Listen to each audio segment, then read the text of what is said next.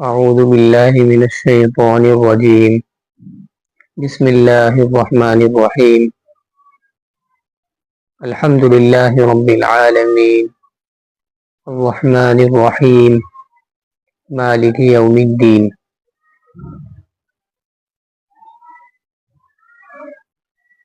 یہ سورہ فاتحہ ہے، مکی سورت ہے. اس میں ایک رکوع اور 7 آیات ہیں. ایک انسان کے مختلف نام ہو سکتے ہیں، تعریفی اور توصیفی. سورہ فاتحہ کے بھی اور بھی نام ہیں.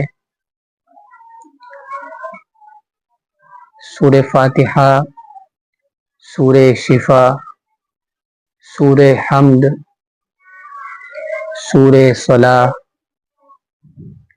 اور سورہ شکر. اسی طریقے سے ام الکتاب، ام القرآن، سبع مثانی اور الاساس، اور بھی مختلف نام ہیں سورہ فاتحہ کے.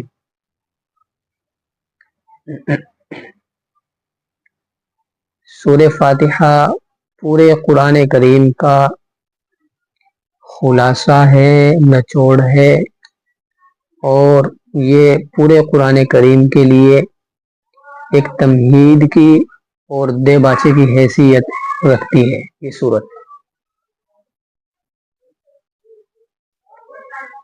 یہ بات بھی سمجھنی چاہیے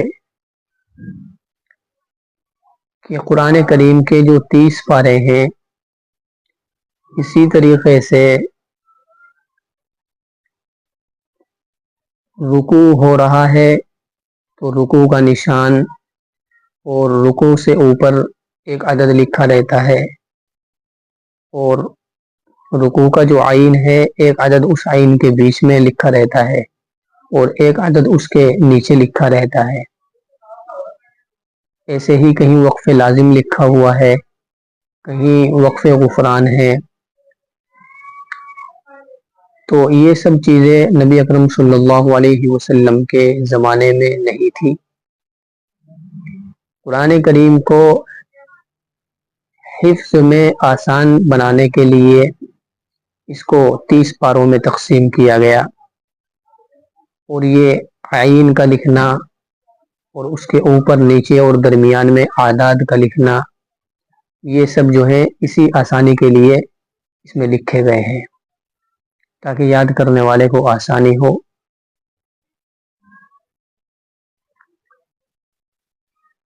اب جو سورہ فاتحہ ہے اس کو کسی بھی پارے کے شروع میں نہیں لیا گیا، بلکہ تمام پاروں سے اس کو الگ رکھا گیا ہے. پہلا پارہ الف لام میم سے شروع ہوتا ہے اور سورہ فاتحہ اس سے بھی پہلے لکھی ہوئی ہے. تو اس کی وجہ یہی ہے کہ چونکہ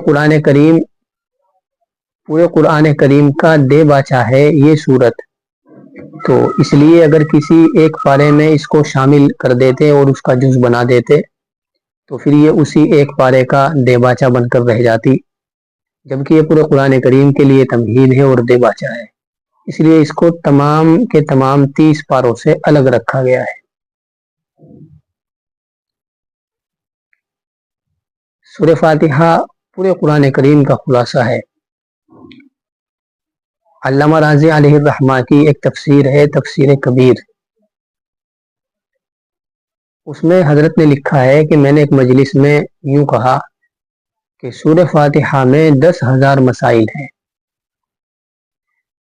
تو جو مخالفین تھے ان کی طرف سے یہ طعنہ سننے کو ملا اور یہ اعتراض ان کی طرف سے آیا کہ سورہ فاتحہ میں 10,000 الفاظ تو ہے نہیں، اس میں 10,000 مسائل کیسے ہو سکتے ہیں.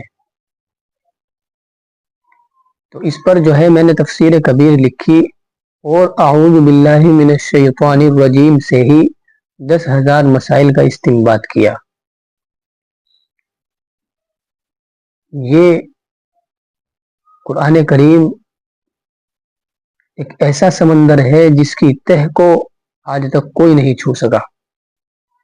اس کے اندر کیسے کیسے موتی ہیں اور کتنے قیمتی قیمتی موتی ہیں اور کیا علم کا خزانہ اس کے اندر بھرا ہوا ہے، اس کا احاطہ اب تک کوئی نہیں کر سکا.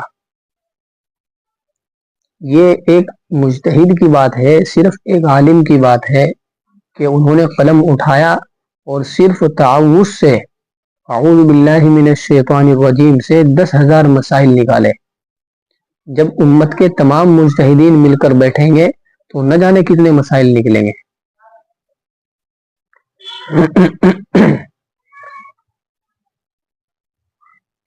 تو الاساس اور ام القرآن اس صورت کو اسی لیے کہا گیا کیونکہ اس میں پورے قرآن کریم کا اللہ رب العزت نے خلاصہ بیان کر دیا ہے.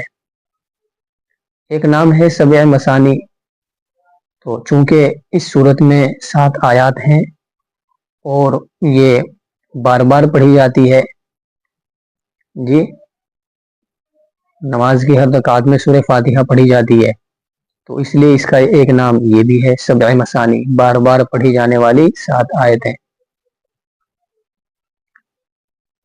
اس سورت کا نام سورہ حمد بھی ہے کیونکہ اس میں اللہ رب العزت نے بندوں کو اپنی تعریف کرنے کا ڈھنگ بھی سکھلایا ہے. اس سورت کا نام سورہ سوال بھی ہے کیونکہ اس میں اللہ رب العزت نے اپنے بندوں کو دعا کرنے کا، اپنے آپ سے مانگنے کا سلیقہ بھی سکھایا ہے. اس سورت کا نام سورہ شفا بھی ہے کیونکہ اس میں اللہ رب العزت نے شفا بھی رکھی ہے اور نبی صلی اللہ علیہ وسلم کا معمول بھی تھا سورہ فاتحہ سے دم کرنے کا، اور ہمارے اکابرین کا بھی یہ معمول رہا ہے. حضرت ابو سعید خدری رضی اللہ عنہ کا مشہور واقعہ ہے کہ نبی اکرم صلی اللہ علیہ وسلم نے ایک سریہ روانہ کیا، تو یہ حضرات مسافر تھے. اس وقت ہوٹلوں کا رواج نہیں تھا، تو جو قریب کی بستی تھی وہاں انہوں نے کچھ کھانے کا، اپنی مہمان نوازی کا مطالبہ کیا تو ان لوگوں نے انکار کر دیا. قوم کا، بستی کا جو سردار تھا اس کو ایک بچھو نے ڈس لیا. اب وہ لوگ دوڑے ہوئے آئے ان کے پاس کہ تم بڑے اچھے اور نیک لوگ ہمیں معلوم ہوتے ہو، تم میں سے کسی کو دم کرنا آتا ہے؟ تو حضرت ابو سعید خدری رضی اللہ عنہ نے یہ شرط رکھی کہ پہلے ہم 30 بکریاں لیں گے پھر دم کریں گے. اب وہ مرتے کیا نہ کرتے، وہ راضی ہوئے اس پر اور یہ شرط ان لوگوں نے مانی. حضرت ابو سعید خدری رضی اللہ عنہ نے سورہ فاتحہ پڑھ کر دم کیا تو وہ اچھا ہو گیا اور 30 بکری ان سے لے لی. لیکن دل میں یہ بات کھٹکی کہ شاید ہم نے یہ ایک ناجائز کام تو نہیں کر دیا. تو نبی صلی اللہ علیہ وسلم کے سامنے یہ پورا واقعہ آپ نے بیان کیا. تو آپ نے تعجب سے پوچھا کہ ابو سعید تمہیں کیسے پتا چلا کہ سورہ فاتحہ میں شفا بھی ہے اور یہ دم کرنے میں بھی کام آتی ہے؟ تو یعنی آپ نے تعجب کے انداز میں جو ہے اس کی تعریف کی ہے اور اس کی تائید کی ہے کہ سورہ فاتحہ میں شفا ہے. اور پھر جو بطور اجرت کے وہ 30 بکریاں لی تھی صحابہ کرام نے، ان کے بارے میں آپ نے فرمایا کہ اس میں آپ میرا بھی حصہ کر لو، یعنی آپ نے اس چیز کو بھی گویا کہ جائز قرار دیا. اکرم صلی اللہ علیہ وسلم اور حضرت جبریل علیہ السلام تشریف فرما ہے کہ آسمان سے ایک آواز سنائی دی. حضرت جبریل نے عرض کیا یا رسول اللہ، یہ آسمان کا ایک دروازہ کھلا ہے جو اب سے پہلے کبھی نہیں کھلا. پھر ایک فرشتہ اترا تو آپ نے عرض کیا کہ یا رسول اللہ، یہ ایک فرشتہ آیا ہے جو اب سے پہلے کبھی زمین پہ نہیں آیا. پھر اس فرشتے نے آ کر آپ کی خدمت میں سلام عرض کیا اور آپ کو خوشخبری سنائی کہ اللہ کے نبی صلی اللہ علیہ وسلم آپ کو بشارت ہو، اللہ تبارک و تعالیٰ نے آپ کو 2 نور ایسے عطا کیے ہیں جو آپ کے سوا اب سے پہلے کسی اور کو نہیں دیے گئے. ایک سورہ فاتحہ اور ایک سورہ بقرہ کی آخری 2 آیات. ایک حدیث قدسی ہے، نبی اکرم صلی اللہ علیہ وسلم فرماتے ہیں کہ اللہ تبارک و تعالیٰ یوں کہتے ہیں کہ سورہ فاتحہ کو میں نے اپنے اور اپنے بندے کے درمیان آدھا آدھا تقسیم کر دیا۔ بندہ کہتا ہے الحمدللہ رب العالمین، تو اللہ تبارک و تعالیٰ کی طرف سے جواب آتا ہے میرے بندے نے میری تعریف کی۔ بندہ کہتا ہے الرحمن الرحیم، تو اللہ تبارک و تعالیٰ کی طرف سے جواب آتا ہے میرے بندے نے میری بڑائی بیان کی۔ بندہ کہتا ہے مالک یوم الدین، تو اللہ تبارک و تعالیٰ کی طرف سے جواب آتا ہے کہ میرے بندے نے میری بزرگی بیان کی۔ بندہ کہتا ہے ایاک نعبد و ایاک نستعین، تو اللہ تبارک و تعالیٰ کی طرف سے جواب آتا ہے کہ یہ میرے اور میرے بندے کے درمیان آدھا آدھا ہے۔ یعنی اس آیت کا جو شروع کا حصہ ہے اس کا تعلق جو ہے وہ بندے سے ہے، اور جو دوسرا حصہ ہے اس کا تعلق اللہ تبارک و تعالیٰ کی ذات سے ہے۔ پھر بندہ کہتا ہے اہدنا الصراط المستقیم صراط الذین انعمت علیہم غیر المغضوب علیہم ولا الضالین، تو اللہ تبارک و تعالیٰ کی طرف سے جواب آتا ہے کہ یہ سب میرے بندے کے لیے ہے، اور میرے بندے کے لیے وہ ہے جو اس نے مانگا، یعنی جو وہ سوال کرے جو وہ مانگے وہ اسے ضرور ملے گا۔ ایک مسئلہ ہے تعوذ اور تسمیہ کا۔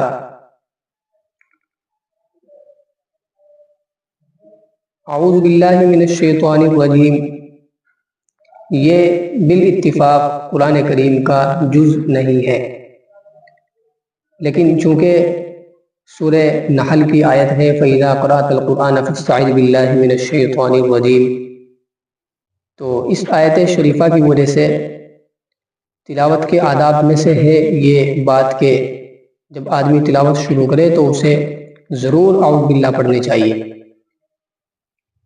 البتہ یہ قرآن کریم کا جز نہیں ہے اعوذ باللہ۔ اور بسم اللہ الرحمن الرحیم ایک تو وہ ہے جو سورہ نمل کے اندر ہے، بالاجماع یہ بسم اللہ قرآن کریم کا جز ہے، اور جو اس کا منکر ہو تو بالاجماع وہ شخص بھی کافر ہے۔ اور ایک بسم اللہ شریف وہ ہے جو 113 سورتوں کے شروع میں لکھی ہوئی ہے، تو اس کے بارے میں اختلاف ہے۔ ہمارے امام صاحب امام ابو حنیفہ علیہ الرحمہ کے نزدیک یہ والی بسم اللہ بھی قرآن کریم کا جز ہے جو سورتوں کے درمیان فصل کرنے کے لیے نازل ہوئی۔